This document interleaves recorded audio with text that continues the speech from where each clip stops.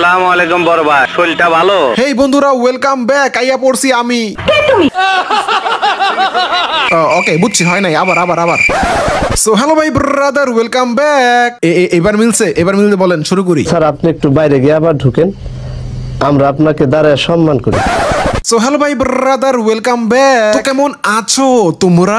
ভাই রে ভাই, কে তুমি? বিশ্বাস করেন না রাসেল ভাই, এই খালাম্মা কোনোদিনও চিনে নাই আমার। সেই 2021 সালে আমি যখন আমার জীবনের প্রথম রোস্টিং ভিডিও বানাই, ঠিক তখনও এই খালাম্মা আমাকে বলেছিল কে তুমি? আর আজকে 2025 সাল, আজকে ওই খালাম্মা আমাকে চিন্তাছে না। বলেন তো ভাই, এটা কোনো কথা? দোষটা কি আমার না খালাম্মার? এটা কোনো কথা? ওয়েল, সো সবকিছু বাদ, এখন কাজের কথায় আসি। মোহন আইলি কে? ঠেলার নাম বাবাজি, আগে আপোষে ডাকলাম আইলি না। আহা, আরে ডিপজল চাচা, এমন কিছু না। আচ্ছা শুনো, অনেকদিন পর যেহেতু ভিডিও বানাচ্ছি, সুতরাং একটু উচিত আমার সবার খোঁজ খবর নেওয়া, কি বলো? তো বলো তো, কেমন আছো তোমরা? আশা করছি তোমরা সবাই অনেক অনেক বেশি ভালো আছো, এবং আল্লাহর রহমতে তোমাদের দোয়ায় আমিও অনেক অনেক ভালো আছি। তোমরা যখন থেকে আমাকে চিনো, তোমাদের সবার পরিচয় হয়তো তখন শুধু একটাই ছিল, যে তোমরা একটা গেমার। তোমরা জাস্ট একটা গেমার, এর বাইরে তোমাদের অন্য কোনো পরিচয় ছিল বলে আমার মনে হয় না। উফ, মায়ের কি দিন ছিল। কারবারি বরিশাল আর কারবারি নোয়াখালী, কে থাকতো গ্রামে কিংবা কে থাকতো শহরে, কোনো ম্যাটার করতো না। এমন কি কার বয়স 15 কিংবা কার বয়স 25, কোনো ম্যাটার করতো না। জাস্ট যার সাথে যার ভালো গেম প্লে জমতো, তার সাথে সেই স্কোয়াড সারাদিন তার সাথে পড়ে থাকতো গেমে। আর কাস্টম ম্যাচে একবার যদি কেউ কাউকে নক করে লল ইমোট দিয়েছে, তাহলে তো হইলই ভাই। ভারত পাকিস্তানের যুদ্ধকেও হার মানাবে। ওরে বাবা রে বাবা। বিশ্বাস করেন না রাসেল ভাই, ভারত পাকিস্তানের যুদ্ধটাও এত ভয়াবহ না যতটা না ভয়াবহ অবস্থা হইতো শুধুমাত্র একটা লল ইমোট দেওয়ার কারণে। সেই সময়টা আমার জন্য ছিল একটা সোনালী সময়। কি না করছি আমি সেই সময়টা! ইস, কত জনরে কত ভাবে ভরছি, কত জনরে তো আবার পাছায় থাপ্পড় মেরে মার্কেট থেকে বের করে দিয়েছি। সেই ফ্রি ফায়ার গেম কিন্তু এখনো আছে, এখনো কিন্তু অনেক মানুষ আছে যারা কিনা সারা রাত জেগে ফ্রি ফায়ার গেম খেলে। কিন্তু নেই শুধু এখন আমার, শুধু সেই 2019 সাল থেকে 2022 সালের ফ্রি ফায়ার প্লেয়ার গুলো। শুনেছি তারা নাকি বেশিরভাগই এখন আর গেম খেলে না।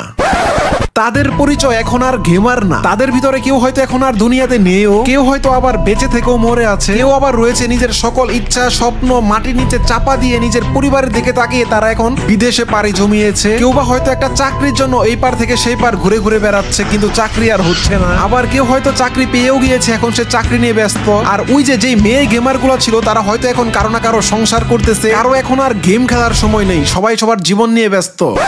কিন্তু আর এত ব্যস্ততার মাঝখানেও আমি চলে এসেছি তোমাদের মাঝে আবারও। এত ব্যস্ততার মাঝখানেও মানুষ যখন একটু অবসর সময় পায়, তখন তারা কি করে? কেউ হয়তো একটু ফেসবুক স্ক্রল করে, কিংবা কেউ হয়তো একটু টিকটক চালায়। বিশ্বাস করেন না রাসেল ভাই, সেদিন আমি সকালবেলা ঘুম থেকে উঠে একটু ফেসবুকে ঢুকেছিলাম, আর সাথে সাথে আমি শুনতে পেলাম, বলেন তো ভাই, এটা কোনো কাম হইলো? ফেসবুকে লাইভে এসে কেমনে পারলো নিজের মায়ের নিয়ে এসব কথা বলতে? আহা, সমাজ কোথায় গিয়ে দাঁড়িয়েছে? সমাজ তো ধ্বংস হয়ে যাচ্ছে। সমাজ কতটা নষ্ট হলে এই কথা শুনতে হয়? এই অসভ্য প্রাণীদের কথা আমি ভুলে থাকতে চাই। কত সুন্দর একটা পরিবার ছিল, এরা মা ছেলে একসাথে কত জায়গায় ঘুরতে যেত। হঠাৎ বুঝলাম না এই মা ছেলের সংসারে কি এমন হইল? এর মতো একটা মহিলা ধর্ষণ মামলা আমাকে দিতে পারে? 50 বছরের একটা মহিলা আমাকে ধর্ষণ মামলা দিচ্ছে। তাকে কিভাবে ধর্ষণ হয়? তোকে কিভাবে ধর্ষণ হয়?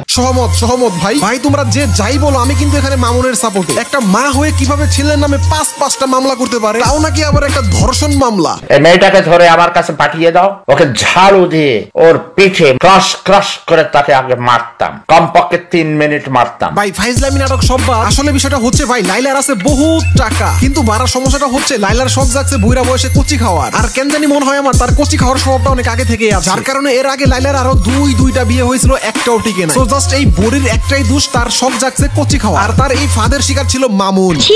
এভাবে প্রকাশে কেউ কি এসব কথা বলে? এই টিকটকার লাইক স্টার মামুনের নাম হচ্ছে প্রিন্স মামুন। বেচারা যদিও বস্তিতে বসবাস করতো, কিন্তু তার শখ ছিল প্রিন্স হওয়ার। চলো মামুনের অতীত সম্পর্কে তোমাদেরকে হালকা একটু ধারণা দেই। এই পোলা আগে গ্রামের বিভিন্ন বিয়েতে গিয়ে নাচতো সামান্য কয়টা টাকার জন্য, আর পাশাপাশি করতো টিকটক। বেশ, খেলা তো ভাই এখান থেকেই শুরু। কচি মামুন টিকটকে কোমর ধুলায় নাচতো, আর চোখে পড়ে গেল লাইলা। আমার তো কেন জানি মনে হয় লাইলা যখন প্রথম মামুনকে দেখেই লাইলার হয়ে গিয়েছিল ভাই। এরপর আর কি, বাংলা সিনেমার কমন কাহিনী, শুধুমাত্র একটু উল্টা। বাংলা সিনেমাতে আমরা ঠিক যা দেখতাম, নায়িকা থাকতো অনেক বড় লোক, নায়ক থাকতো গরিব, ঠিক সেম কাহিনীটা এই লাইলা মামুনের সিনেমাতেও হয়েছে। যে সিনেমাতে লাইলা হচ্ছে অনেক বড় লোক আর মামুন হচ্ছে ফকির নিচু। ব্যাস, এরপর আর কি, জমে গেল প্রেম। মামুন পড়ে গেল এমন একটা মেয়ের প্রেমে যে কিনা তার মায়ের থেকেও বড়। এইদিকে মামুন আর তার মায়ের ধান্দা ছিল লাইলাকে পটিয়ে তার টাকা পয়সা সম্পদ ভোগ করে এরপর লাইলাকে ছেড়ে দেওয়া। আর অন্যদিকে ভুস্কি মার্কা মহিলা লাইলার তার ইচ্ছা ছিল শুধুমাত্র একটা কচি ছেলে খাওয়া। ভাই আমি বুঝি না মানুষ কত বড় বড় বকচুদ হলে নিজের মায়ের থেকেও বয়সে বড় তার সাথে প্রেম করে। আর এই লজ্জাহীন লাইলার কথা কি বলবো ভাই, ইতিহাসে এমন কোন স্টোরি আছে নাকি আমি জানিই না। এই জন্যই ভাই আমি আমার সেই পুরাতন ভিডিওগুলোতে সবসময় বলতাম যে ভাই পোলিও টিকা অনেক বেশি ইম্পর্টেন্ট। এই ভিডিওটা যারা যারা দেখতেছেন, আপনার যদি মনে হয় যে আপনার বাবা মা আপনাকে ছোটবেলায় পোলিও টিকা খাওয়ায় না, বিশ্বাস করেন রাসেল ভাই, আসলে এমন যদি হয় তাহলে বাংলাদেশের নেক্সট বকচোদ আপনি হতে যাচ্ছেন। ওহ ভাই রে ভাই, লাইলা মামুনের বকচোদ মার্কা কাহিনী সে কবে থেকেই তো দেখে আসতেছি, এই জন্য অনেক সময় এগুলো ইগনোর করি। মনটা চাই খুললে ওকে মুখের ভিতরে ঢুকায় রাখি, যাতে করে এই বস্তিগুলোর নতুন কোন সিনেমা আর না দেখতে হয়। কিন্তু ভাই কষ্টের কথা আর কি বলবো, সিনেমা একটা দেখা শেষ করি আরেকটা দেখা শুরু হয়। কষ্ট করে জিম করলাম, ওয়ার্কআউট করলাম, আমি কম খাই, আমি এত বেশিও খাই না সবার মতো। সো আমি যদি আমার ফিগারটাই না দেখাতে পারি তাহলে তো এটা কেমন না, এত কষ্ট করে লাভ কি? ভাই রে ভাই, আপনি যাই কোন আর তাই কর, কথাটা কিন্তু আমার চরম ভালো লাগে। এত লুকোচুরি না করে ডাইরেক্ট পরিচয় দিয়ে দিছে। আপনি যাই ভাবেন না কেন ভাই, এটা বলতে বাধ্য যে মেয়েটার অনেক সাহস আছে। আসলেই কিন্তু সাহস অনেক বড়, হ্যাঁ অনেক বড়। অনেকদিন পর যেহেতু ভিডিও বানাচ্ছি, বিশ্বাস করেন না রাসেল ভাই, মাথায় কিচ্ছু আসতেছে না। আর এইদিকে আপনারা যারা আমার সাবস্ক্রাইবার আছেন তারা তো আমার পিছনে উঠে পড়ে লাগছে। এত বছর ধরে এত চেষ্টা করলাম নিজেকে লুকায় রাখার, আর পারলাম না ভাই। বিশ্বাস করেন অনেক চেষ্টা করছি, তো এই জন্য আমিও চেষ্টা করতেছিলাম একটা ভরাভরি ভিডিও নিয়ে আসার জন্য, বাট পারতেছিলাম। আমার অনেক অনেক খুব ইচ্ছা ছিল যে আমি অনেক সুন্দর একটা কামব্যাক করব, যে কামব্যাক দেখে সবাই সারপ্রাইজ হয়ে যাবে, কিন্তু সেইটার কিছুই হয় নাই। কেন জানেন? আজ মানে যখন আমি ভিডিওটা বানাচ্ছি ঠিক আজকে ঠিক রাত 12টায় আমি টিকটকে ঢুকি, আর কেন জানি আমার সামনে এই ভিডিওটা চলে আসে। সো হ্যালো ভাই ব্রাদার, ওয়েলকাম ব্যাক। অল্প কিছু সময়ের জন্য তো তাড়াতাড়ি বলো কেমন আছো তোমরা?